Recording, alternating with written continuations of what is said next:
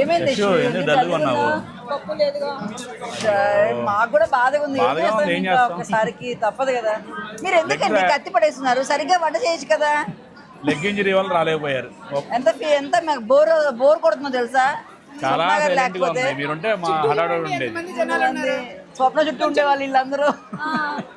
ఇంతమంది ఉన్నా కానీ మేము యశ్ అయితే బాగా ఒంటరిగా ఫీల్ అవుతుంది పాపం. బాగా ఫేస్ చూస్తుంటే బాధగా ఉంది మాకు.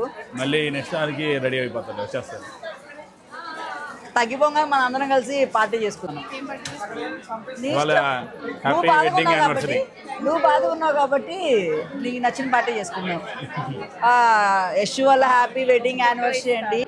మనం ఒక స్పెషల్ మీట్ పెడదాం ఇక్కడ ఈ బ్రాంచ్లో. మీరు రాలేదు కదా, తప్పనిసరిగా కలిసి మంచి 2-3 రీల్స్ చేసి అందరినీ మళ్ళీ అడిగారు. మార్నింగ్ నుంచి చాలా మంది అడిగారు ఎంతసేపు మేము ఎంజాయ్ చేస్తామనే కానీ అక్కడ ఉండి కూడా